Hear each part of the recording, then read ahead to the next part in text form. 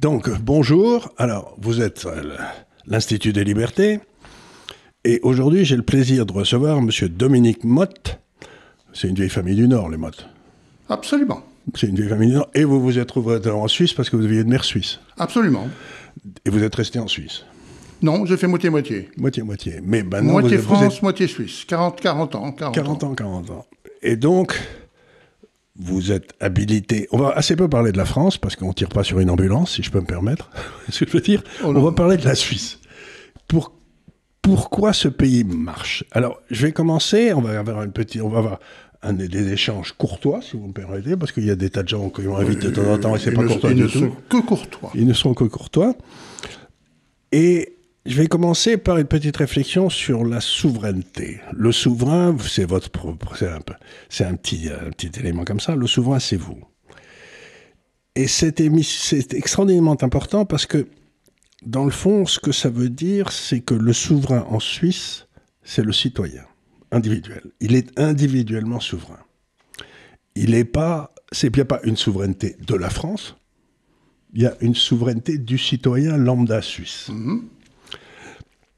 Et comme c'est un sujet qui est extrêmement important, la souveraineté, vous avez fait un livre tout à fait étonnant qui s'appelle « De la démocratie en Suisse », qui a été édité par La Route de la Soie, qui s'appelle Madame Bressler, qui est donc une éditrice en Suisse, qui, d'après ce que vous m'avez dit, est une redoutable alpiniste aussi. Oui, absolument. Et ce livre, je l'ai trouvé passionnant parce que c'est un dictionnaire. C'est-à-dire que vous n'êtes pas souverain individuel par hasard. Il y a des milliers de lois, de règlements, de pratiques de tous les jours qui assurent que vous êtes souverain, en quelque sorte. Il n'y a pas de...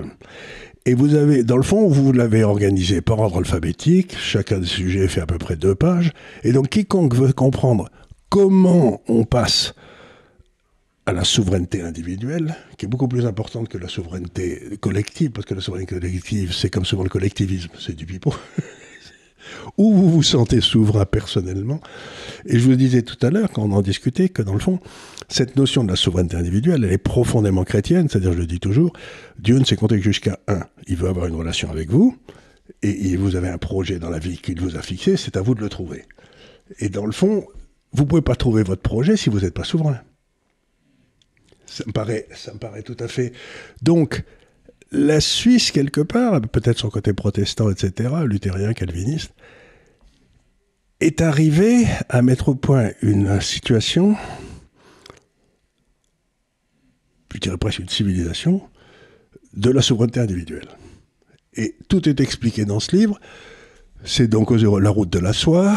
Et ce que vous avez fait, fort modestement, vous m'avez dit, j'ai rien écrit, je n'ai fait que mettre en place tout ce qui existait déjà, c'est-à-dire que vous donnez vos sources à chaque fois, pourquoi, comment ça se passe, etc. Donc, quiconque veut comprendre la vraie démocratie directe, vous aurez besoin de ce livre pour... Et oui, il faut quand même... Il n'y a même pas une demi-page de déplacé, je dirais, à Monsieur le maire. Oui. Voilà, il n'y a pas de demi-page. Donc, c'est un livre pour quiconque veut savoir comment ça se passe dans la pratique pour la Suisse. Comment ça marche. Alors, donc ce premier point étant fait, ayant présenté le livre...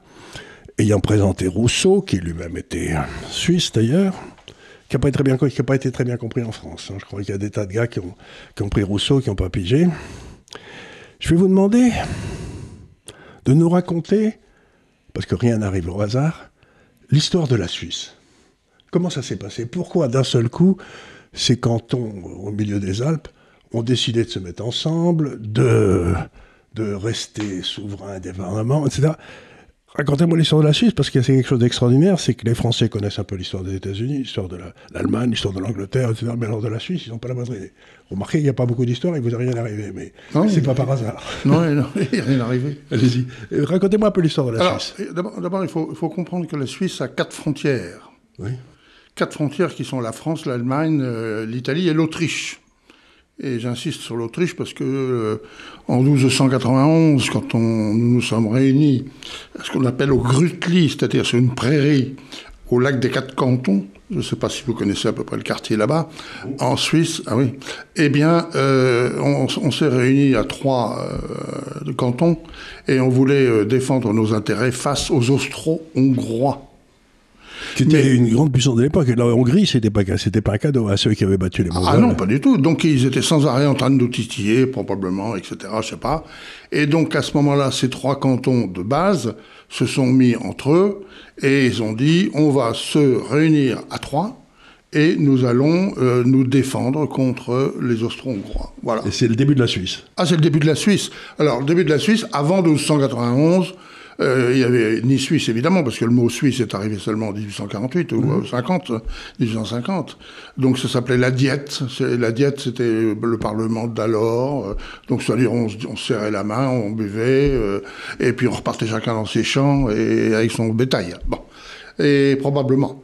Mais donc, ça s'est fait contre l'adversaire. Et donc, c'est à ce moment-là que ils ont signé un acte, c'était le 1er août, disons que c'est au mois d'août 1291, et ils ont dit, dorénavant, probablement ils ont échangé du sang, ils ont dû faire une fête, et le 1er août est la fête de la Suisse. Donc voilà la naissance. Il n'y avait que 3 cantons au début. Ah, 3 cantons. Et les autres, ils sont agrégés comment ? Les cantons s'appelaient Uri, Schwyz et Nidwald. Ils existent toujours ? Ah, c'est des cantons absolument comme des puces. C'est des tout petits cantons. Et ce sont eux 3 qui se sont dit, vaut mieux s'unir, non pas autour, je fais allusion à d'autres pays, non pas autour d'un roi, mais contre l'adversaire. Voilà. À partir de là, ça y est, c'était fait, on se réunit, mais si on se réunit, c'est pour se défendre contre l'adversaire. Et j'ose vous dire qu'aujourd'hui, ils se sont réunis à 26 comme par hasard, alors que nous avons 26 cantons, et ils sont à 26 aujourd'hui au Danemark, en train de se réunir contre un grand pays qui leur veut du mal. Voilà, donc l'histoire se répète. L'histoire se répète absolument. Mais j'espère qu'on aura les mêmes solutions que les vôtres. Et on est en 2025. Voilà. Donc la Suisse, 1292. Voilà. Ensuite, vous mettez une branlée au duc de Bourgogne. Ah, bah alors là, oui. Alors là, vous m'avez dit, oui. Je voulais expliquer à quoi servait concrètement une démocratie directe. Oui. Eh bien, je vais vous donner des exemples de... Allez-y, racontez-moi. Bien sûr. Alors, nous prenons le duc de Bourgogne qui s'appelait Charles le Téméraire. Bien sûr. Il arrive de la Hollande et tout ça, il descend, il campe pas loin du lac de Morat. Et le lac de Morat, c'est près du lac de Fribourg. Fribourg en Suisse, hein. Pas Fribourg en Brisgau en Allemagne. Hein. Fribourg en Suisse. Et le lac de Morat est à 20 km de là. Et il dit, demain, on va attaquer les Suisses, on va les foutre par terre, on va gagner je sais pas quoi. Il se campe là, les Suisses sonnent du corps... Donc il n'y a pas d'armées qui sont disponibles.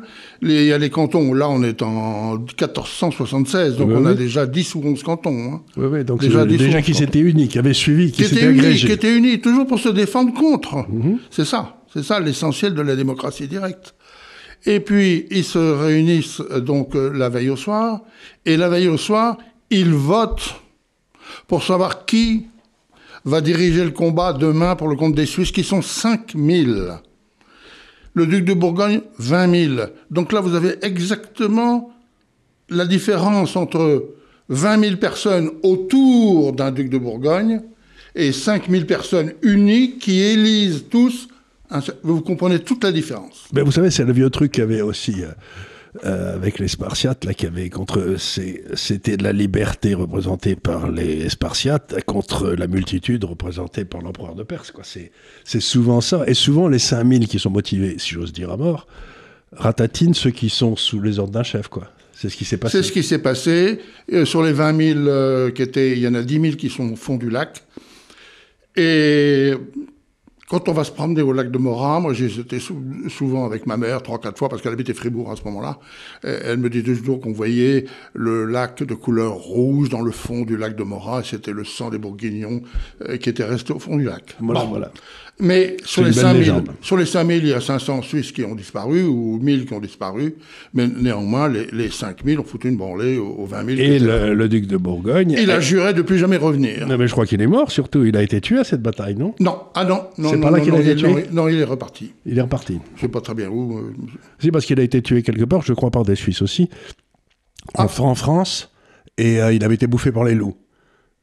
Je ne sais pas. Mais J'ai pas suivi parce que si c'est français, j'ai pas Non, mais c'était le Hugh c'était le principal ennemi de Louis XI. Je prends un grand homme que tout le monde aime beaucoup dans votre pays, qui s'appelait Napoléon. Et Napoléon, il s'est dit, moi, la Suisse, je vais l'avaler en un rien de temps, je suis parti. Donc je prends un deuxième exemple, là, pour vous montrer à quoi sert la démocratie directe.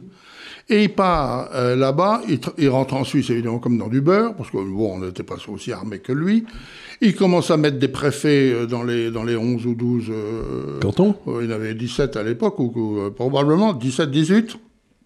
Il leur donne beaucoup de pouvoir, exactement comme le ministre de l'Intérieur aujourd'hui a dit, je vais donner de surpouvoir, ou bien l'ancien Premier ministre qui était là encore il y a 3 semaines en France. Beyrouth Secours. Il donnait des surpouvoirs aux préfets. Non. Donc il est arrivé avec ses préfets, il a mis un préfet partout, et là, le préfet et tout ça, ça a duré 5 ans, on a fait quelques centaines de morts, je crois, on a fait 300 morts, et on a reconduit, notre ami Napoléon, on l'a reconduit, parce qu'il disait de tourner à droite, on allait à gauche, il disait d'aller tout droit, on allait derrière, oui. Il disait de monter, on descendait, c'est-à-dire exactement le contraire, et il était écœuré, et il est parti de là en disant « Je repars chez lui en reconnaissant la bravoure et la fidélité des Suisses, merci », tout en les méprisant. Voilà. Mais le problème de Napoléon, c'est qu'il méprisait beaucoup, parce qu'il disait beaucoup que les Anglais, c'était des boutiquiers. Oui. Donc, oui, on n'était pas tous... Vous étiez juste des paysans. Bon, on n'était pas tous militaires. Je prends un troisième exemple pour aller plus vite. Oui. Je prends la neutralité de la Suisse le 20 mars 1815, c'était à Vienne, qui a été signée à Paris le 15 novembre, par là. C'était évidemment le traité de Vienne, et le traité de Vienne, les gens qui étaient là-haut présents, c'est-à-dire il y avait la France n'était pas là bien sûr. Il y avait Talleyrand qui traînait dans les couloirs. Il est venu à Paris, oui, mais je ne crois pas qu'il était à Vienne. Et c'était Metternich. Et c'est le tsar de Russie qui a dit on va laisser, écoutez-moi bien, un pays tampon entre la Russie et entre l'Autriche et la France et tout ça, on va laisser la Suisse comme pays tampon. C'est un peu comme Ukraine aujourd'hui, vous voyez ce que je veux dire ? Oui. Et ils ont dit bon, allez les Suisses, on est d'accord. D'abord, on vous demande de devenir neutre. Donc, contrairement à ce que vous pensez, c'est jamais nous qui avons choisi la neutralité. La neutralité nous a été imposée à Vienne. Mais ça vous allait très imposée lourdement. On a dit, bon, écoutez, je pense que vous soyez neutre et que vous serviez de pays tampon avec l'Autriche. Parce qu'il faut se souvenir un petit peu que l'Autriche de l'époque, c'était quand même une énorme puissance. Absolument. Et la Prusse, ça représentait pas grand-chose. On a tous maintenant dans la tête en tant que Français que la Prusse, c'était le danger.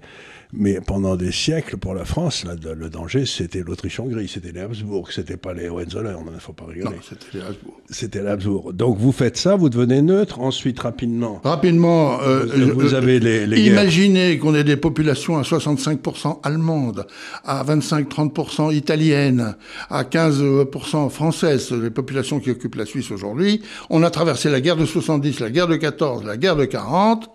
Il n'y a jamais eu un heurt et tout ça. Et Dieu sait si comme ennemi pour les Français en Suisse, on avait 2 pays qui étaient l'Allemagne et l'Italie, qui dans la dernière guerre étaient quand même des copains. Eh bien tout ça, on a traversé tout ça. Ce qui fait que quand je traverse là, voilà. C'est parce que nous étions une démocratie directe. Et que vous étiez neutre. Et quand je dis toujours... Et que nous étions neutres, oui, absolument. Ce qui m'intéresse toujours quand je vais en Suisse, c'est que si vous passez au milieu d'un village en Suisse...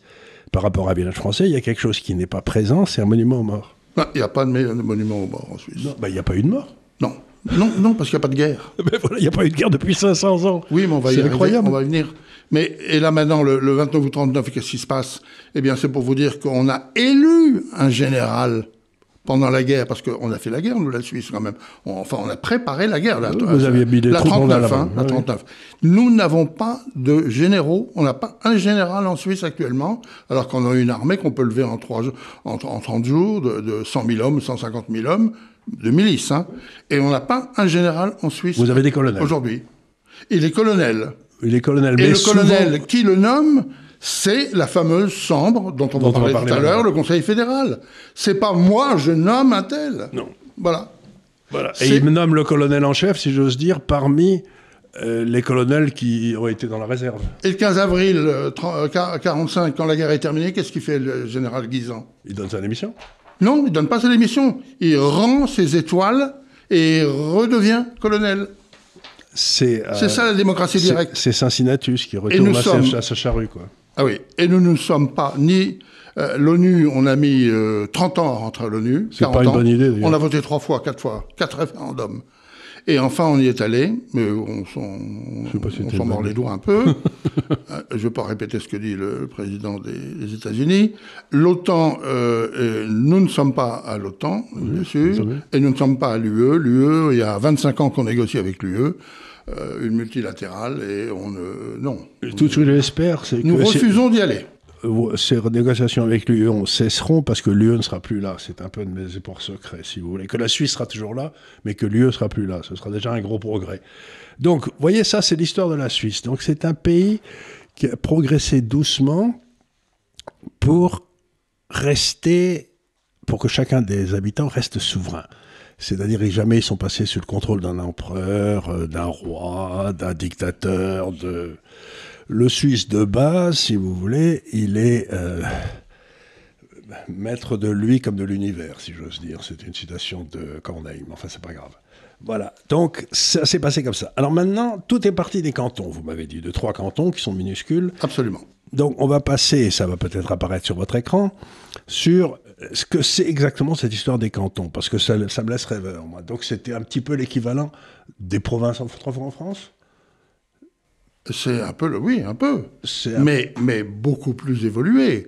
C'est-à-dire que chaque canton pouvait frapper sa monnaie et peut toujours, à l'heure qu'il est en 2025, frapper sa monnaie. Nous avons toujours le droit dans les cantons, le canton de Vaud, de frapper le Vaud. Le Vaud, c'est l'argent du canton de Vaud. Alors maintenant, qu'est-ce que vous allez faire avec cet argent? Vous n'irez pas très loin. Mais vous savez qu'il y a eu, je crois, je ne peux pas l'affirmer, je crois qu'il y avait... Au moment où on est passé au franc suisse, c'est-à-dire à partir de 1850, on a eu le franc suisse, on avait 6000 monnaies. 6000 monnaies en Suisse. Vrai, parce que l'évêché émettait sa monnaie. Les banques. La ville... les banques, bien sûr. Les banques, mais la ville de, je sais pas quoi, la ville de Zurich, non, c'est le Zurich, je sais pas quoi. Bon, donc c'est tout. Donc, on peut toujours frapper. Et d'ailleurs, on peut toujours aussi monter une armée, hein. On a toujours l'autorisation de monter une armée. Si le canton de Vaud veut attaquer le canton du Valais demain matin, il a le droit, personne ne l'interdira, de monter une armée pour attaquer le Valais. Et si le canton de Vaud monte une armée pour attaquer Lyon ? Je pense qu'on sera au centre de la place de Lyon avant que vous n'ayez réuni 3-4 personnes.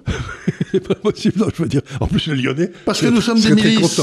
Nous sommes des milices et nous défendons le territoire. Donc... C'est-à-dire que... Même moi, s'il y avait quelque chose en Suisse, honnêtement, vu mon grand âge, j'irais demain matin, bien sûr. Oui, mais c'est très intéressant ce que vous dites, parce que dans le fond, vous considérez l'armée comme une outil pour défendre le territoire, pas pour attaquer les autres. Ah, mais jamais. Pour défendre le territoire. Ben, évidemment. Parce que là, vous me parlez de ça, là, maintenant. Depuis 210 années, neutralité armée, la Suisse. Donc, vous voyez, ça remonte à 1815. 734 années de démocratie, depuis 1291 à aujourd'hui, sans un morceau d'autre chose. Il n'y a jamais eu de guerre civile en Suisse? Les Allemands n'ont pas essayé de mettre la guerre aux Français? Non, pas du tout. On est assez grands pour faire la guerre nous-mêmes. Et il y a eu la guerre, c'est la guerre, heureusement, qui a été... j'aime beaucoup le raconter parce que c'est une guerre civile. Oui. Et en même temps, une guerre de religion. Bah normal, oui, c'est parce que c'était au 15e, 16e siècle. Donc c'est pas du tout une guerre contre les autres, pour une fois c'était une guerre intérieure. C'est pour ça que je dis que neutralité armée et qu'il n'y a pas eu de guerre depuis, sans guerre depuis 510 ans, c'est 510 ans à l'extérieur du pays. Oui, hein, on est allé parce qu'il y a eu des échauffourées à l'intérieur. On est allé à Marignan, on a fait la paix avec la France depuis 1515. Tout le monde est bien d'accord que maman avait envoyé François Ier là-bas. Et j'ai vu qu'il cherchait de l'argent pour faire Chambord aujourd'hui, pour l'aile de Chambord qui s'appelle François Ier. Oui, mais vous savez que les Suisses ne donneront pas l'argent pour l'aile de Chambord. C'est bien triste. Parce que lui, il avait 21 ans quand il est parti là-bas et il devait s'aguerrir. Et c'était un peu comme les gens achètent aujourd'hui de la volaille, vous voyez ce que je veux dire, c'est-à-dire des faisans. Et il avait commandé 30 000 Suisses pour faire... Vous savez ce qu'on disait en France pendant très longtemps, pas d'argent, pas de Suisse. C'est-à-dire que si vous aviez affermé à l'extérieur des tas de troupes suisses, il en reste quelques-uns d'ailleurs au Vatican, mais si vous ne les payez pas, ils n'allaient pas se battre. On était des milices professionnelles. On était payés. Vous étiez d'horribles mercenaires. Mais attention, parce qu'on a oublié de dire que la Suisse, c'est un rocher. C'est 42 000 km² de mauvais. Bon, il y a 25 000 de plaine, mais le reste, c'est du rocher. On n'a pas de sous-sol. C'est-à-dire matière première, 0, 0 égale 0. Donc on a dû vendre nos familles. Nos familles, et puis depuis, vous avez trouvé qu'il valait mieux vendre des produits que vendre des soldats. Donc après, oui. Donc je suis là, et on est non-membre de l'OTAN et de l'ONU, je vous l'ai dit. Les 3 cantons, je vous les ai dit, sont cantons d'origine. Et je voulais vous dire que, eh bien, c'est à peu près tout, 42 000 km². C'est-à-dire un peu, ça fait 8% du territoire de la France, quoi, à peu près. Nous, on est à 500 000. 8%, absolument, 8%. Voilà. Donc, vous avez ces 26 cantons. Alors maintenant, ça, on va le mettre... Qui sont arrivés, qui ont grossi. Qui ont grossi. Alors ça, on va le mettre sur l'écran, parce que c'est absolument essentiel. C'est les pouvoirs, comment les pouvoirs sont exercés. Oui. Parce que je trouve... Alors, les pouvoirs, c'est un grand mot. Enfin, non, mais je veux dire... C'est une négociation. C'est une négociation. Mais ce qui est intéressant, c'est de voir où se situe l'exécution des... Et alors, vous voyez, vous avez... vous verrez ça sur l'écran, bien sûr, là je le montre. Oui. Mais vous avez en haut à droite, là, ce que fait la commune. Donc vous voyez, ce qu'ont décidé de faire elles-mêmes. Elles ont décidé de faire elles-mêmes. C'est pour ça que je ne veux pas parler de pouvoir. Oui, elles ont décidé de faire elles-mêmes. Le pouvoir, elles l'ont parce que ce sont les premières qui décident. C'est les communes, en bas. Donc, en bas. Alors si elles ne veulent pas faire quelque chose, elles peuvent envoyer le bébé, si j'ose dire, au-dessus. Au canton. Au canton. Où il y a un certain nombre de trucs qui sont exécutés par les cantons, et on verra lesquels. Et puis vraiment, si vraiment ça emmerde tout le monde, ça passe à la fédération, des trucs comme la diplomatie, le trésor, ou des choses comme ça passe là-haut. Absolument. Donc, ce qui est étonnant quand ça reste là-haut. Personne n'en a voulu. La commune ne veut pas prendre la responsabilité des affaires extérieures du pays, je crois. Les cantons n'en veulent pas non plus, donc ça remonte en haut, et alors là, oui. Et vous avez un type qui, dans le fond, est le ministre des Affaires étrangères suisse, quoi. Ah, il y en a un, bien sûr. Mais vous connaissez son nom Oui, c'est rigolo, il n'y a personne qui connaît le nom d'un ministre suisse. Peut-être M. Rushdie. Rushdie ? Non, vous rigolez. Non, je ne plaisante pas, nous avons un des 7 ministres en place aujourd'hui qui s'appelle M. Rushdie, et je pense que c'est... J'aurais dit, vous rigolez, parce que c'est le plat national suisse, c'est un plat de pommes de terre. Ça l'est, oui, je suis navré pour lui, mais je ne faisais pas de jeu de mots pour lui. Non, je me disais, c'est une blague. Mais non, mais pour bien expliquer ce que c'est vis-à-vis des communes qui s'intéressent à la démocratie directe, absolument. Ce sont d'abord les communes qui décident quel niveau elles veulent donner à leur investissement. Donc, en ayant fait d'abord la liste des tâches qu'elles veulent garder à l'intérieur de la commune, et donc le montant d'argent qu'il va falloir demander aux habitants de la commune. Parce que si c'est destiné à la commune, il n'y a pas de raison que ça aille se promener. Ce sont les gens qui habitent la commune qui votent les budgets qu'ils ont décidé de réaliser, les tâches qu'ils ont réalisées. Donc, je vais vous lire des tâches. La garderie d'enfants primaires, secondaires. Je suis sûr que s'il y a des Français qui regardent ça et qui sont même maires de leur village, sont là. Les soins externes, les soins hospitaliers, les transports publics au sein de la commune, l'urbanisme, la police de construction, la protection du paysage, etc., la police du feu, tout ça, toutes les communes ont dit oui, tout ça on va garder. Et donc, on lève l'impôt qui correspond à ces tâches. Alors, on lève l'impôt d'une façon directe, on en parlera au moment des impôts, oui. Et d'une façon indirecte, c'est-à-dire, c'est nous, avec le canton, je vous expliquerai tout à l'heure, qui levons les impôts sur les revenus et les impôts sur les sociétés, c'est nous qui les levons, parce que c'est pas du tout la Confédération qui les lève, les impôts. Ça se passe, les impôts sur les sociétés, c'est au niveau du canton et au niveau de la commune. Absolument. Qu'est-ce que c'est bien. Donc ça, c'est ramassé par la commune, et ramassent l'argent de leurs propres entreprises qui sont sur leur... Et elles envoient un pourcentage, aujourd'hui, qui est de 78% de cette masse d'argent qui remonte au canton. Au fédéral. Donc c'est le contraire. Oui. Et je voudrais qu'à ce moment-là, vous pensiez toujours, si vous vous intéressez à la démocratie directe, que vous pensiez toujours bas en haut, de bas en haut. Voilà. Alors tout le monde est surpris aujourd'hui que ce sont les communes et les cantons qui lèvent les impôts sur les revenus des gens et les impôts sur les bénéfices des sociétés. Non, c'est comme ça. Et on envoie au contraire l'argent. Comme ça, pour faire tourner les gars en haut, quoi. Comme ça, on est sûr qu'ils ne peuvent pas dépenser plus. Voilà. On envoie l'argent à la Confédération au 3e étage. Voilà. Donc ça, c'est très bien. Alors, les cantons, qu'est-ce qu'ils font? Ah ben, les cantons, ils font au-dessus. Je vais vous citer quelque chose sur les cantons, les voilà. Ils font la protection de l'environnement, la protection des paysages et du patrimoine, l'aménagement du territoire, le transport et routes. Alors, à leur niveau, les autoroutes, c'est au niveau de la Confédération, et les routes nationales, c'est au niveau des cantons. L'approvisionnement en eau et en énergie, les cantons. Ah, c'est bien, ça. Bah, je prends un exemple. Par exemple, je sais pas, il y a des pays où c'est par exemple le président du pays qui décide j'arrête le nucléaire. Tel j'appelle, oui. Là-bas, on peut pas arrêter. Pourquoi? Parce que nous avons des centrales nucléaires. Et je vous dis tout de suite que nous avons été les premiers en Europe et les deuxièmes dans le monde à avoir une centrale nucléaire. La première étant en Inde. Et nous, donc, je vous parle de ça en étant 1758 ou 58, voilà.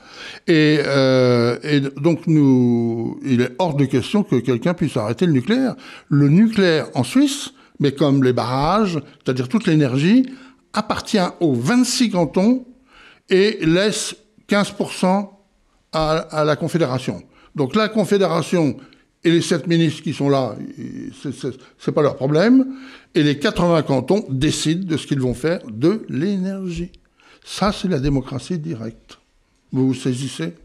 Complètement. Vous voyez à quoi je fais allusion? Bien entendu. Non. Si. Je vous signale que nous, qui avons un système nucléaire extraordinairement performant en France, qui est le cas, les gens qui nous gouvernent du haut ont réussi à faire perdre 23 milliards d'euros l'année dernière à EDF.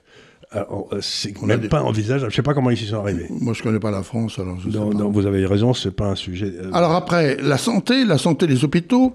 Oui, Donc c'est cantonal. Je prends le Covid, bien sûr. Je prends le Covid. Le Covid, évidemment, tout d'un coup, c'était le 17 mars, je crois, de mémoire, 17 mars 2020.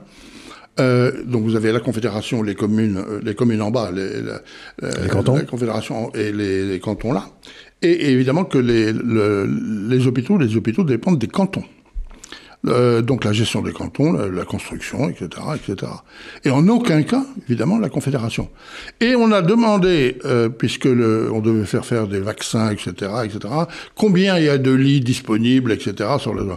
La Confédération était incapable de vous donner le chiffre des lits, combien il y avait de lits en Suisse, des lits d'hôpitaux, en un jour, enfin en 0 jour, 1 jour et plusieurs jours, parce que c'est comme ça, c'est classé chez nous. Si vous restez 1 jour, c'est bon. Si vous restez ça, c'est évidemment, on rentrait le matin et vous sortez le soir, il n'y a pas besoin de lit. Et si vous restez plusieurs jours, évidemment, c'est des séjours. Eh bien, en 3 jours de temps, on a fait une demande aux 26 cantons. Les 26 cantons se sont réunis, par téléphone, et dit, est-ce qu'on est d'accord de communiquer? Oui, on communique. Et ils ont communiqué leur nombre de lits qu'ils avaient disponibles, tuiles, blablabla, là, et ils ont fait une consolidation en 3 jours pour le compte du ministre qui s'occupe de la santé en Suisse. Mais il n'avait pas les chiffres. Donc si on dit ça à d'autres gens, ils vont dire oh, c'est nul. Non, il n'a rien à voir là-dedans. Non. C'est pas son problème. Voilà. Bon, ça me paraît une excellente idée. Et alors maintenant, une fois que tout c'est fait, qu'est-ce qui reste au pauvre gouvernement central? Imaginez que vous ayez l'ENA en Suisse. Où on mettrait nos énarques, là, tout en haut à gauche, vous savez, qu'est-ce qu'ils feraient? Il y avait un ENA dans le temps, un équivalent d'ENA, parce que les gens avaient trouvé que c'était pas mal en Suisse. Et je crois une dizaine d'années après, ils avaient disparu. Et maintenant, l'ENA suisse, c'est un petit département de l'UNIL, c'est-à-dire de l'Université de Lausanne. Donc où il y a une formation... Une formation au public, oui, à la gestion du public. Qu'est-ce que fait les fédérales? Parce qu'avec tout ce que vous avez le fédéral, il a les 7, on va en parler tout à l'heure. Oui, on va parler maintenant. Il y a 7 ministères, alors. Il y a 7 ministères, absolument. 7. Il n'y en a jamais plus. Depuis l'origine. Ah, il n'y a jamais plus, pourquoi faire? Oui, pourquoi faire? C'est une bonne question. Alors, dites-moi qui sont ces 7 ministères, si vous vous en souvenez. Ah oui, bien sûr, les 7, je vais vous le dire. Vous savez que je les connais par cœur, mais je peux vous le dire, je les cherche.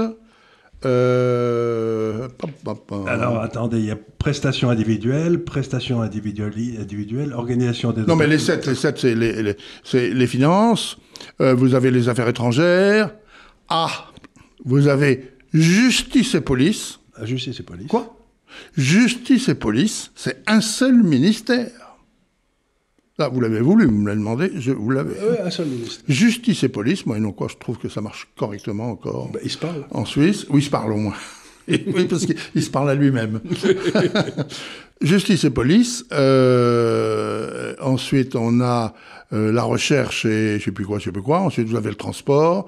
Et ensuite, vous avez l'énergie. Enfin, voilà à peu près les 7 ministres. C'est-à-dire ce que personne n'a voulu. Ou qui était trop gros, etc. Bon, alors maintenant... Ou trop important pour le niveau. On arrive, donc on a ces 7 ministres. Et alors vous allez m'expliquer, parce que là, on a compris un petit peu que ça se passait par des votes locaux, etc. Bon, c'est très bien. Oui. Maintenant, quand vous arrivez au niveau fédéral, expliquez-moi comment ça marche, parce que vous devez avoir des assemblées, des ministres et tout. Donc, alors on est à la page 17 ici, qu'il faudra mettre sur le... Oui, c'est là. Alors, on a mis à droite la Suisse et à gauche la France. Mais alors, on ne regarde pas la France. Non, on regarde que la Suisse. On regarde que la Suisse, donc vous oubliez le côté gauche français. Non, mais je vous ferai un tableau suisse. Je vous ferai un tableau suisse, mais c'est pas la peine. Enfin, là, on va regarder que le côté droit. Vous me direz. C'est pas la peine, non. C'est très bien comme ça. Donc, alors, vous me expliquez comment ça marche pour que cette espèce de souveraineté individuelle soit maintenue. Même si vous avez des hauts fonctionnaires, même si vous avez des génies qui arrivent, qui sont élus, etc., même si vous avez un Napoléon suisse... Si vous... ça va être très gros ce que je dis, hein, très gros, mais c'est pas grave. Si vous sortez la tête en Suisse... On vous la coupe. Elle est coupée immédiatement. Oui. Alors, comment ça se passe dans une réunion ? Eh bien, on est 12 et il faut nommer un conseiller municipal à quelque chose. Monsieur Motte se lève, je me lève. Moi, je propose Monsieur Gave. Et je me rassieds. Etc. Et Monsieur Gave, il dit, mais ça va pas la tête. Il a droit, mais vous dites rien, vous restez à votre place. Oui. Et puis, chacun donne son avis comme ça, se lève, mais il dit pas, moi, je suis. Non. Il dit, moi, je propose Monsieur Gave. Puis après, ça va être M. Gave qui va se lever, qui va dire « Moi, je propose M. Machin, et moi, je me propose... » Donc, c'est jamais soi. C'est jamais « Je suis candidat à ». Oh là là, je suis candidat à. C'est un terme qu'en 45 ans, je n'ai pas entendu. Il se trouve que vous avez été choisi par vos pairs pour effectuer ce boulot. Évidemment. Mais vous l'avez pas... Mais ça vous a été quasiment imposé. Non, vous pouvez le refuser. Oui, vous pouvez le refuser. Mais... moi, j'ai quelqu'un qui a été appelé, je crois que l'histoire est vraie, parce que je ne me souviens plus très bien. On fait donc un conseil fédéral, le conseil fédéral, 7 personnes au conseil fédéral, et l'Assemblée fédérale, donc les 200 députés plus les 48 au Sénat, bon, ça fait 248, 247, bon. Et ils élisent quelqu'un, et la personne pensait qu'elle devait rentrer à la maison, donc elle était repartie avec le bus, elle avait repris le train à la gare de Berne, et elle était en voyage pour rentrer chez elle à la maison. Et là, on l'a appelé, on lui a dit, mais reviens, t'as été élu au Conseil fédéral, c'est-à-dire un des 7 ministres. Ah bon, moi, je fais demi-tour et je reviens. Voilà, c'est comme ça.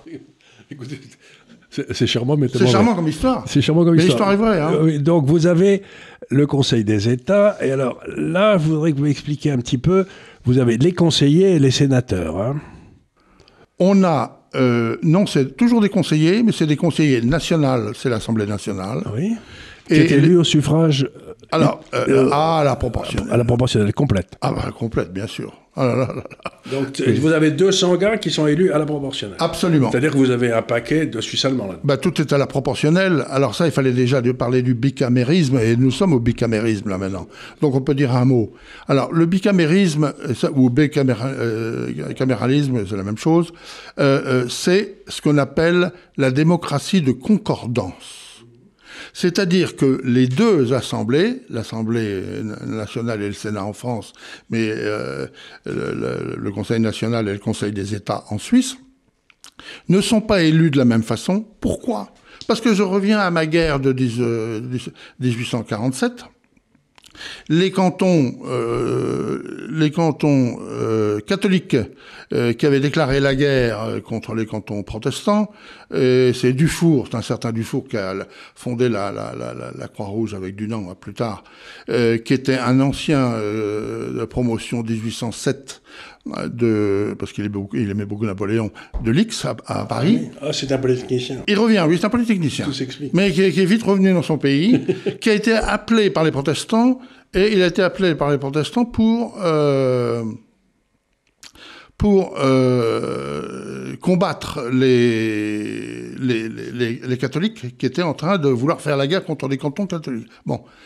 Il a préparé tout ça, mais je vais faire une histoire courte. Donc, pour finir, évidemment, il avait beaucoup plus de soldats et tout ça. Il a fait 90 morts dans les premiers 3 jours. Et au bout de 8 jours, c'était terminé, tout le monde était en place. Mais, les petits cantons, il n'y avait pas que la religion qui les ennuyait, c'était des petits cantons. Schwytz et tout ça, c'est des petits cantons. Ils ont dit, est-ce qu'on ne peut pas faire une deuxième chambre ? Je reviens au bicamérisme. Comme aux États-Unis, où il y a 2 élus par État. Et il y a 2 élus par État. Enfin, par canton. Par canton, oui, par État, excusez-moi, donc par canton. Ça, c'était la Constitution américaine, où vous avez le Sénat. Ah ben, on a copié, mais je ne nie pas. Oui, on a copié 1797 ou 87, je vois, États-Unis, oui.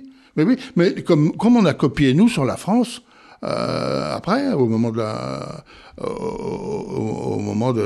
le roi a été raccourci ici en France, on a refait autre chose et tout ça. Donc on vous a copié. Et on a pris, j'espère, le meilleur.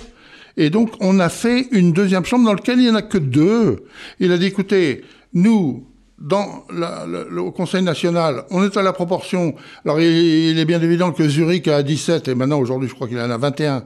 Et vu sa population, il a 21 députés.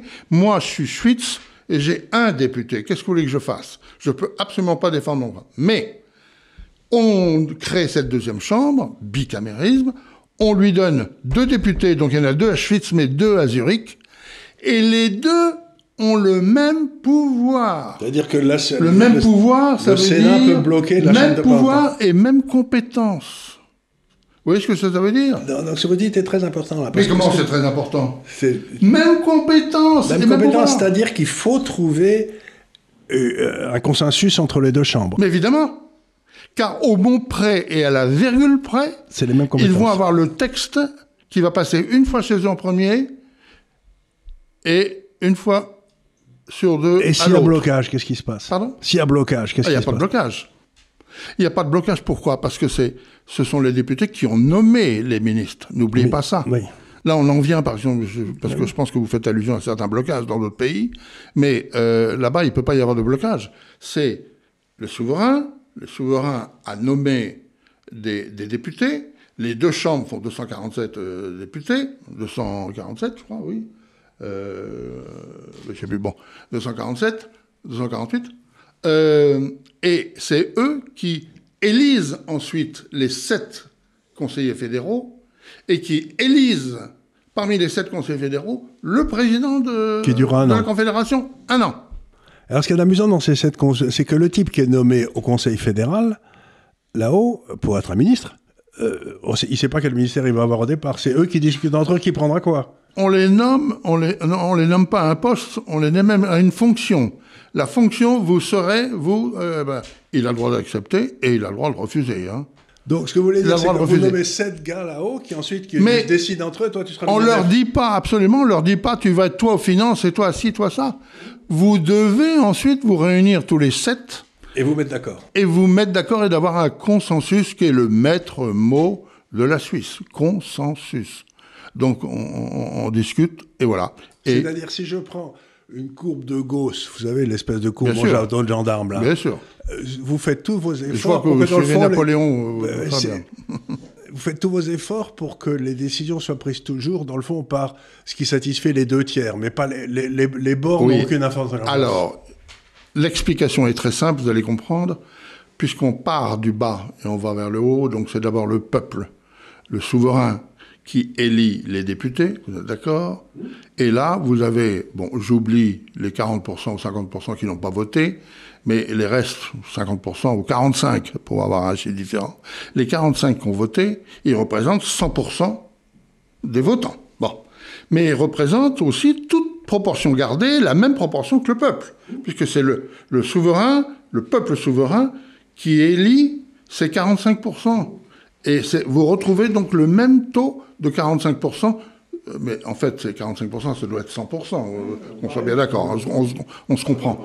Et que vous retrouvez forcément dans les deux chambres, que vous retrouvez dans les sept conseillers fédéraux, et que vous retrouvez en haut, puisque c'est toujours eux qui élisent, eux qui ont 100%. Alors vous avez quelque chose de rigolo, c'est que dans la façon dont vous votez pour les 7, c'est donc le parti le plus important, mettons Zurich, il peut en élire 2, et puis le parti suivant, qui est peut-être Genève, j'en sais rien, il peut en élire 2, le troisième il peut en élire 2, et le quatrième parti il en est 1.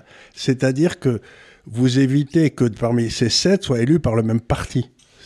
Alors, 1848, nous avions une idée géniale. Et on prenait le premier parti, deuxième parti, troisième parti. Le premier parti passait aux élections. Et les élections, ils votaient pour les 7 ministres. Donc, il y avait le parti qui s'appelait le PLR en 1848. Il est toujours là, le PLR. Et généralement, dans les 3 ou 4 premières chambres, c'est-à-dire 4 x 4, 16 ans, 20 ans à peu près, parce que c'est tous les 4 ans, vous aviez donc il y avait que les élections qui avaient 55%. Ouais. 55%, bah, évidemment que... un premier vote, c'était eux. Donc ils avaient 7 PLR. 7 qui étaient ministres. Parce que c'est toujours C'était la dictature, quoi. Pas vraiment. Ah ben là, si vous dites ça ici dans certains pays, vous allez vous faire... Mais c'est ça. Ouais, non, mais nous ne voulons pas de parti majoritaire. Voilà, c'est ça. Nous n'en voulons pas. Il y a 11 partis en Suisse. Nous voulons garder 11, 12, 13 partis. Alors, qu'est-ce qu'on a trouvé? Et c'est rare qu'on trouve une formule comme ça, parce que ça fait très léger ce que je vais vous dire. Ça s'appelle la formule magique. Bon. Alors, la formule magique, j'aime pas beaucoup le terme, mais enfin, on l'appelle comme ça. Et c'est pas un mot suisse, véritablement.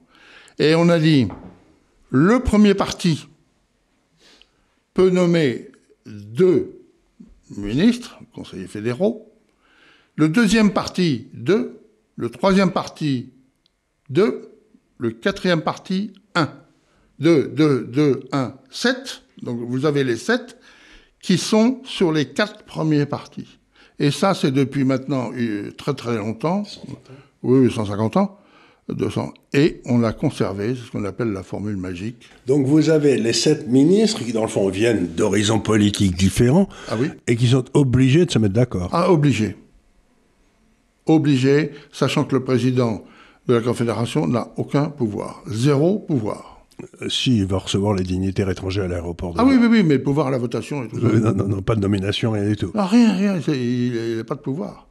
Donc, vous voyez, j'essaie d'expliquer ça, c'est quand même un système très intéressant parce qu'à aucun moment, le souverain, c'est-à-dire André Muller à Genève, ou je sais pas quoi, ne perd sa souveraineté. Il est toujours... Alors maintenant, imaginez que c'est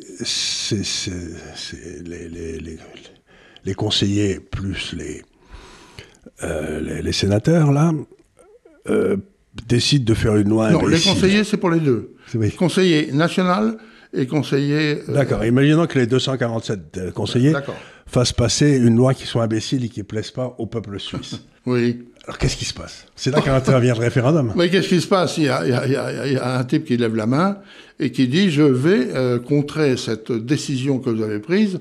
Donc vous pensez bien que déjà les députés qui ont dû voter ça, enfin la Chambre fédérale qui a dû voter ça, déjà les deux, bon, ils se sont mis ensemble, ils ont travaillé, ils savent qu'ils peuvent être repris par un référendum derrière. Donc déjà, ils tempèrent, hein, qu'on soit bien d'accord. Donc c'est pour ça qu'il n'y en a pas tous les jours des référendums. Eh bien, on en parlera tout à l'heure. Mais là, il est bien évident qu'à ce moment-là, vous attaquez la loi, 50 000 signatures en 90 jours, je crois. Il y a combien de Suisses en tout? On est 5 800 000, donc il vous faut... et on est 9 millions d'habitants. 9 millions d'habitants, donc il faut quoi? 2% des gens des Suisses qui signent, ça suffit à appeler un référendum? Sur 5 millions 50 000, Non, 50 000... 50 000, 500 000, 5 millions, ça fait 1 million, 1%. 5 millions, ça fait... 5 millions, 500 000, 550 000, vous avez besoin de 50 000 signatures. Voilà. Donc il faut 1%. 1%. C'est pas beaucoup, mais enfin, c'est très bien. Ah, sur les pays où il faut beaucoup plus. Ah ben bien sûr, en France, et puis en plus, il faut que enfin, ouais, on va pas parler de la France. Il faut 4 800 000. 4 800 000, plus 120 députés, plus je sais pas quoi d'autre, enfin n'importe quoi. C'est n'importe quoi. J'ose pas vous demander combien il y a eu. Bon. Tandis que nous avons 677... Nous avons eu 677 votations depuis 1850. 677. Fédéral. Parce que vous avez la même chose au niveau des communes. On va y venir après, peut-être. Non, mais là, c'est la même chose. Si le conseil municipal décide des trucs qui ne plaisent pas, pas un référendum. Vous avez trois niveaux de... Est-ce qu'il peut y avoir un référendum pour virer un conseiller que les gens n'aiment pas? Non. Il n'y a pas de référendum de rappel pour des élections? Non. Il n'y a pas de référendum, mais il n'y a pas eu non plus... Non, il n'y en a pas. Mais en même temps, si vous voulez, la façon dont vous gérez vos élections, vos élus, en quelque sorte, il n'y en a jamais aucun qui a un pouvoir tel que vous avez envie de le révoquer, parce que dans le fond, c'est pas bien la peine. Moi, il n'y a jamais eu aucun problème depuis 1848. C'est ça, donc. On n'a jamais fait sauter Personne n'a le droit de faire sauter l'Assemblée et tout ça. C'est la responsabilité que vous avez eue de nommer des gens, et s'ils ne sont pas bien, c'est vous, députés, qui l'avez mis en place, hein. Oui. Donc vous vous mordez d'abord les doigts chez vous en regardant la télévision avant d'accuser qui que ce soit. Oui, c'est-à-dire que c'est votre responsabilité. C'est vous qui c'est 246, hein. Bien sûr, parce que il y a 26, 246 conseillers dans la Chambre fédérale. Et bien c'est vous qui avez nommé, c'est vous qui avez nommé le président, c'est vous qui avez nommé les 7 ministres. Alors, vous pouvez accuser personne d'autre. Hein. Oui, c'est vrai, c'est très embêtant votre système, parce que finalement, c'est un système de responsabilité individuelle, et vous ne pouvez pas dire que c'est pas de ma faute, quoi. Ah, vous pouvez pas. C'est embêtant, ça, non? À toujours rejeter sur les autres, oui. Oui, c'est quand même beaucoup plus facile de dire que c'est la faute des riches ou c'est la faute des... Ah, oui. Donc, vous avez bâti un système qui, dans le fond, favorise la liberté, pas la liberté individuelle tellement ça, mais la responsabilité individuelle. C'est-à-dire que je ne vais pas gueuler parce que c'est moi qui suis responsable au départ, quoi.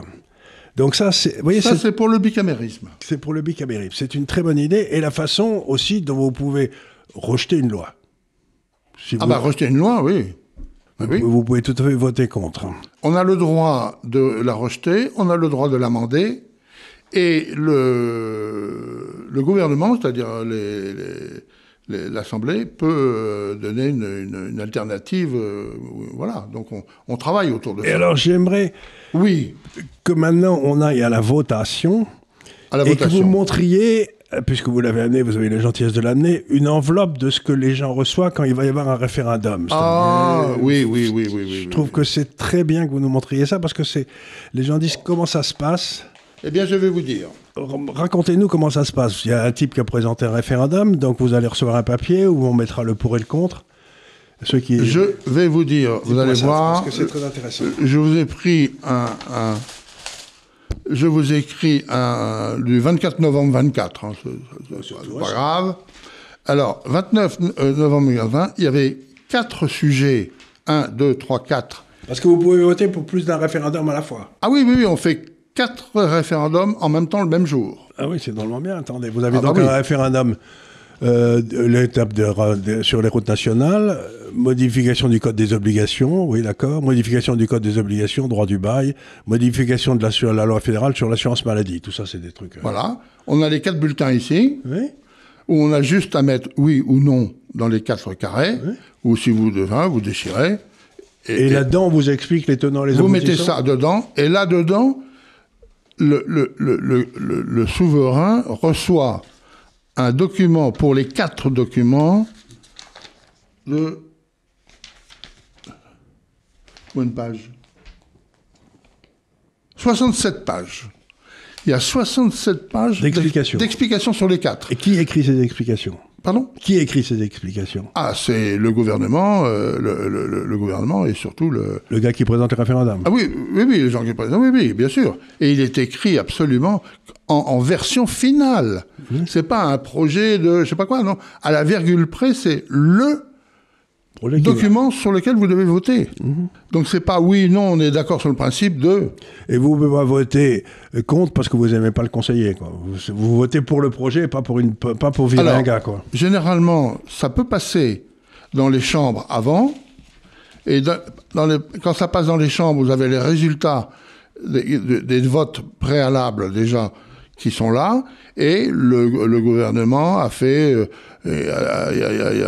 tant et tant, pardon, l'Assemblée a décidé tant et tant, donc ça c'est marqué que pour ce vote-là, il y a eu 145 oui contre 42 non. À la question, donc, ça vous donne une idée de ce qu'ont fait les gars qui connaissaient le sujet, quoi. Alors, la personne qui ne sait pas très bien dit, tiens, le gouvernement a dit ça, bon, moi je veux bien d'accord. Et il a tout le temps et tout le loisir de lire ça, parce que vous le recevez à peu près 3 semaines avant de le renvoyer. Donc vous avez le texte. Et vous l'envoyez par la poste? Vous avez l'enveloppe. Alors, ici, vous le direz à personne, mais regardez, là c'est mon adresse, à moi. Vous le renvoyez à l'envers, vous avez l'adresse de la commune, et il y a la fenêtre ici.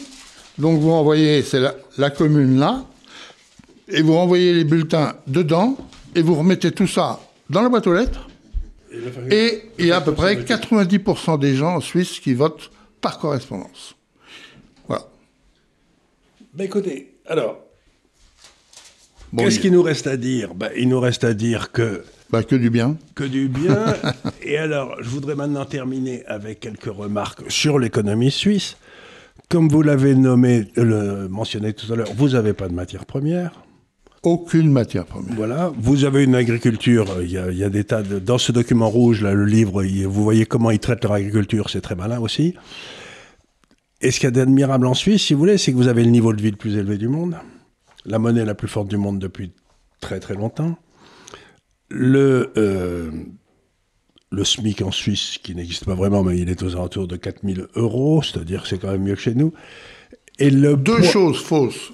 C'est le SMIC n'existe pas en Suisse. Mais l'équivalent, le salaire le plus bas, c'est plutôt aux alentours de 4 000, d'après ce que j'ai compris. C'est ce qu'on m'a dit, puisque j'ai des amis qui sont allés en Suisse. Alors, les cantons ont le droit de décider s'ils veulent décider un SMIC. Voilà. Il y a 25 cantons qui ont dit non, on ne veut pas de SMIC. On a fait une votation. Il y a un canton qui s'appelle le canton de Genève, parce qu'il y a beaucoup de Français qui ont voulu... et le SMIC aujourd'hui à Genève, alors c'est un SMIC cantonal. C'est pas un SMIC fédéral. C'est très bien. C'est pas le pays. Ils ont choisi. C'est un peu ce qui se passe... Et il est à 4002. C'est un peu ce qui se passe aux États-Unis aussi, où vous avez la Californie, où il y a que des fous qui votent des SMIC pas possibles, et vous allez dans le Texas, il n'y a pas de SMIC, et il y a plein de chômage en Californie, il n'y en a pas au Texas. Quoi. Donc c'est toujours... vous êtes, dans le fond... Vous prenez des décisions locales et vous en supportez le coût localement, ce qui est très bien. Et donc, la Suisse a aussi une industrie qui est extraordinairement forte. Tout le monde parle de désindustrialisation. Tout le monde m'explique que c'est parce que les Chinois, etc. Or, les Suisses ont des salaires extraordinairement élevés et ils ont aujourd'hui un appareil industriel qui, je crois, est plus important que l'appareil industriel en France. Mais en chiffre absolu. C'est-à-dire que en secondaire, on est à 25%. Oui, mais en secondaire, vous êtes à 25%, mais... 25% en francs suisses, nous on est à 8%. Et vous voyez ce que je veux dire, c'est que j'en arrive à la conclusion que peut-être l'industrie suisse est plus importante aujourd'hui que l'industrie française, quoi. Mais en chiffre absolu. Ce qui est quand même étonnant. Donc c'est un succès incroyable.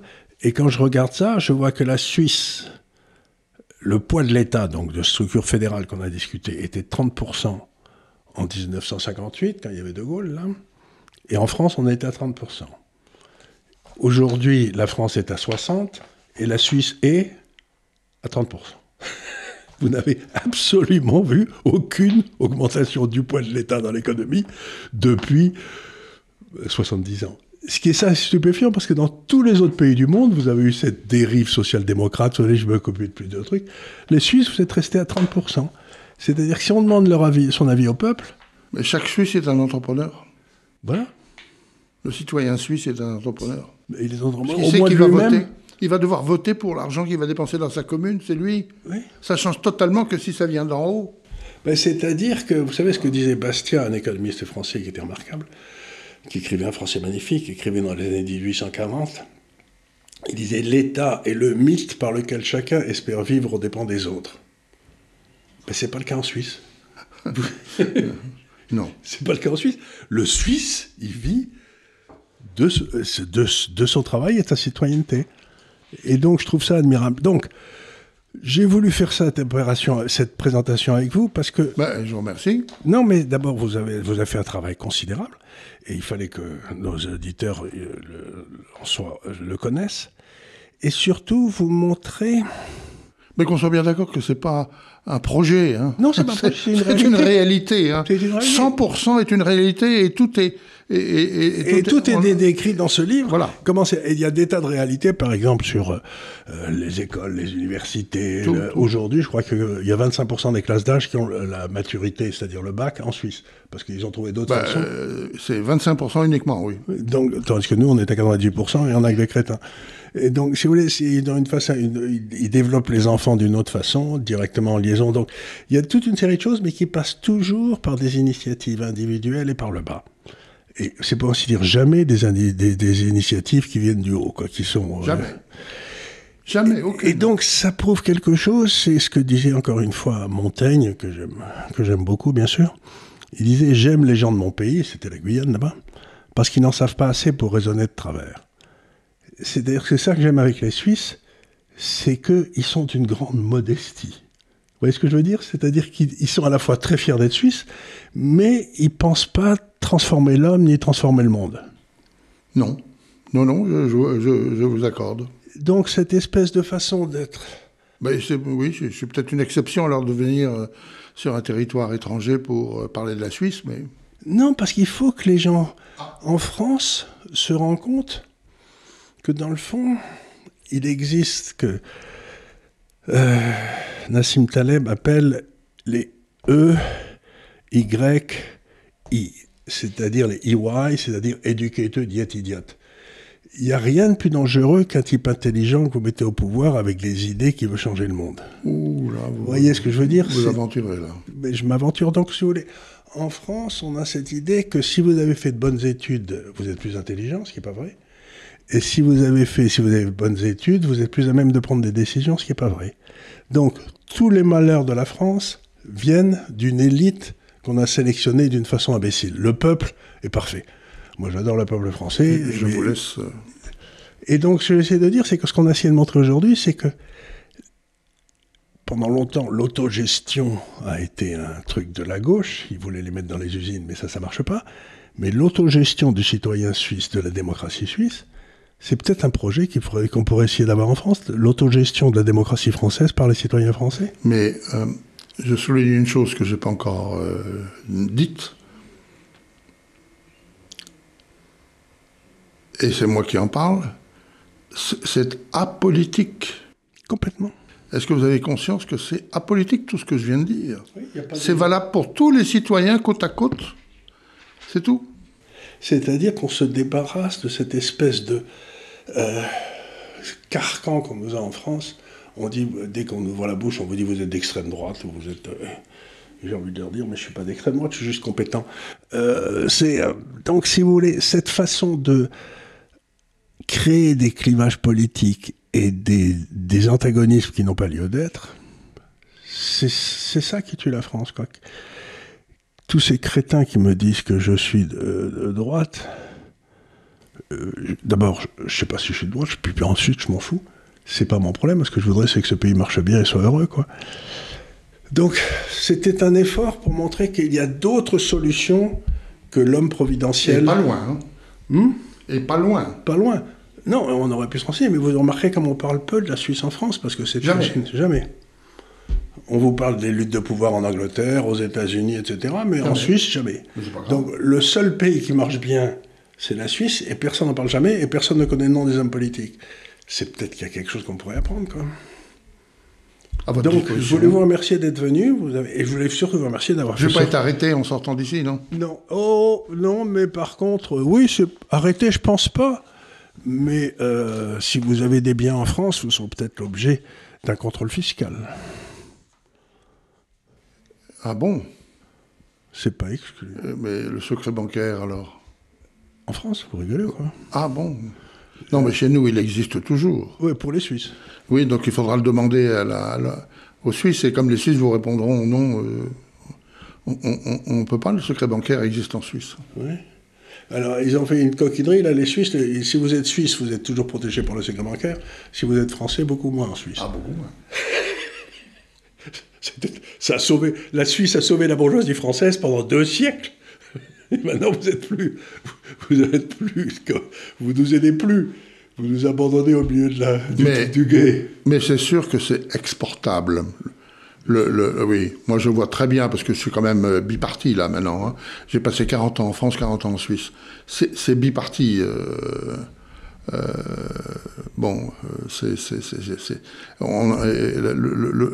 Qui habite la Suisse? Ce sont des Allemands, des Italiens, des Français. Bon, attendez. Quelques romans dans un coin, non? Pardon? Il y a quelques romans dans un coin. Et des Romandies, oui, là-bas, là-haut. Là-haut, ils sont à Saint-Moritz, à Davos. Oui. Ils sont quelques-uns, mais ils ne sont pas très nombreux. Non, il y a 80 000 peut-être. Oui, parce que c'est la 4e langue officielle. Et alors, vous savez que sur les billets de banque suisse, vous pouvez les lire en braille. Hein. Ah, je vous avais amené un billet, vous voulez le voir? Il faut que vous le gardiez parce que ça va... Non, mais les gens, on me l'avait demandé plusieurs fois parce que j'ai vu là-bas. Je vous ai rapporté... oui, je vous ai rapporté un petit billet. Enfin, j'ai économisé beaucoup pour l'avoir. Oui, bien sûr. Voilà. Ça, c'est un billet de... Ah, mais c'est le plus gros billet du monde, ça. Oui, c'est le plus gros billet du monde. 1000 francs suisses. Voilà, le plus gros billet du monde, avec Singapour. Oui. Mais Singapour n'en édite plus. Donc c'est le plus gros billet du monde en circulation et qui est réédité, réimprimé, si je puis dire. Mais c'est drôlement bien ça, parce que voilà, je connaissais une famille très, très importante en France qui avait... le grand-père était mort. Je ne vais pas le brûler, hein, parce que j'ai connu d'autres gens qui avaient un billet de 500 et qui l'avaient brûlé, mais il en est mort. Hein. Oui, c'est pas... Non, ça ne faut pas le brûler, mais il faut le garder précieusement. Parce que je connais des gens qui achètent ces billets-là au marché, etc., enfin, librement, et qui vont les mettre dans un coffre, comme si c'était de l'or. Ben oui, mais c'est de l'or. C'est quasiment d'or, parce que vous pouvez couvrir votre masse monétaire avec l'or que vous avez. 70% du trafic d'or passe par la Suisse. Je sais bien, et tout part ensuite par des Boeing 747 à Pékin, ou à Hong Kong. J'avais discuté longuement avec des gars qui étaient des fondeurs suisses. Vous savez, ils m'avaient dit que depuis 5 ans, ils travaillaient que pour la Chine. Donc... Et ça, c'est encore une chose que je vais vous dire, et puis on va arrêter ici, c'est quand l'or quitte un pays, l'Europe, mettons, quand l'or sort d'Europe, il ne faut jamais acheter de l'immobilier d'où l'or s'en va, il faut toujours acheter de l'immobilier où l'or arrive. Oui. J'ai oublié de vous dire, c'est qu'évidemment, il n'y a pas de secret bancaire en Suisse, et que la monnaie, je ne dis pas que je vais aller acheter un croissant à la boulangerie et donner un billet de 1000, elle va vous regarder, non, même pas bizarrement. Elle va vous dire, attendez, je vais chercher la monnaie. Voilà. Bon, voilà. Donc, c'est pas bizarre. Bon. Et il faudrait éviter de donner un billet de 1000 pour acheter un croissant d'un franc suisse ou de 2 francs suisses. Voilà. Mais voilà. Merci infiniment, je vous remercie. Alors, on va voir le tabac que vous allez faire. J'espère qu'il sera très important. Est-ce que le sujet intéresse d'autres gens? Ce que je sais, c'est que les émissions qu'on avait fait sur la Suisse ici avaient été des gros succès, à 300 ou 400 000 vues. Mais c'était pour expliquer comment la Suisse fonctionnait, pourquoi ça marchait, etc. Et là, on a fait quelque chose sur la démocratie directe en Suisse, pour expliquer que c'est pas par hasard si ça marche en Suisse, c'est que leur constitution est de qualité. J'ai juste oublié de vous dire que l'organisation de la Suisse, c'est pas le référendum, c'est la page 608. Le référendum, c'est la page 608 de mon livre. Oui. Une page.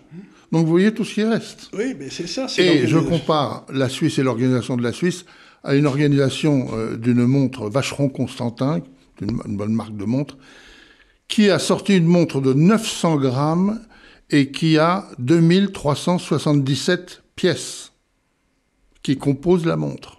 Eh bien, la démocratie suisse, c'est un peu ça. C'est très bien comme image. Ça veut dire des tas de petits trucs, mais qui marchent bien. Eh bien, elle est à l'heure, la Vacheron Constantin. Elle est à l'heure. Enfin, il paraît, à ma connaissance, elle est absolument à l'heure. Et elle indique beaucoup de choses. L'âge du capitaine, le truc... La lune, le soleil. La lune, le soleil, tout. Et le cours du franc suisse.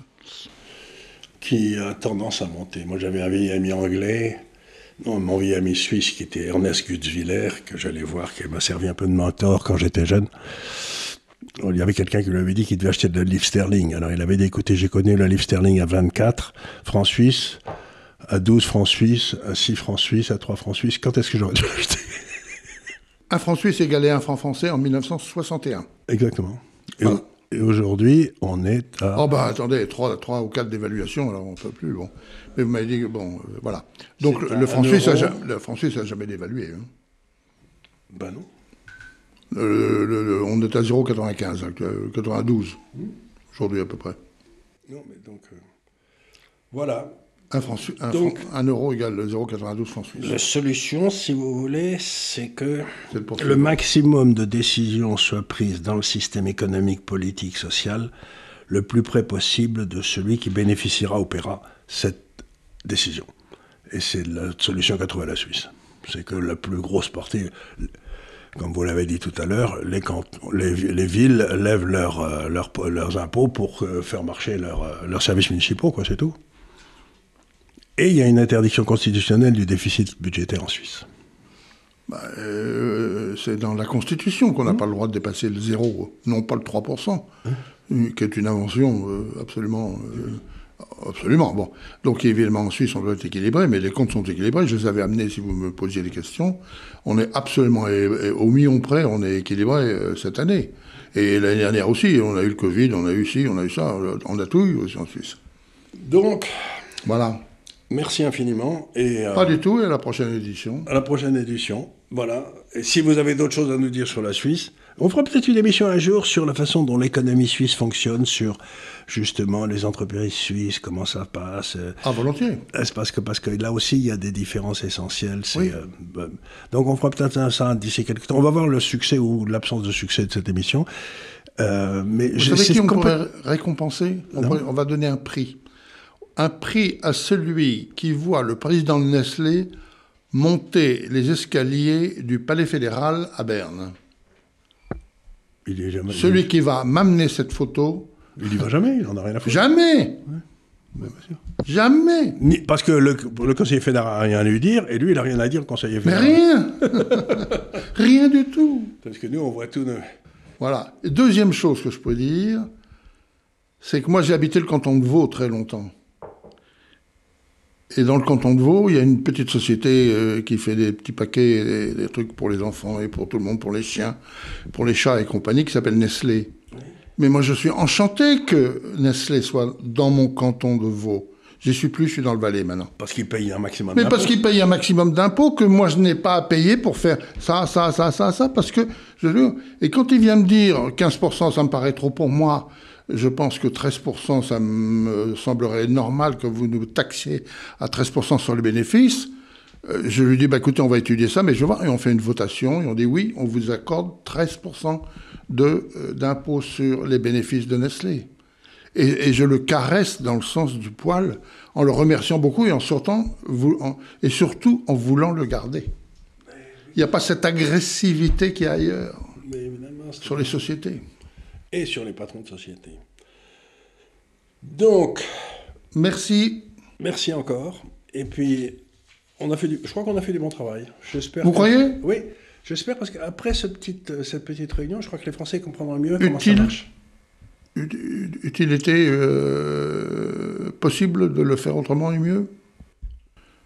Si, c'est le moment de le dire. Je ne sais pas. Je crois pas. Moi, je ne sais pas. Et personne n'aime la Suisse, hein. Non, personne. Vous n'avez pas un politique qui vous parle de la Suisse. Jamais. 572 kilomètres de frontière avec la Suisse. On ne parle jamais de la Suisse. Il y a des centaines de milliers de Français qui passent la frontière française tous les jours. Retour.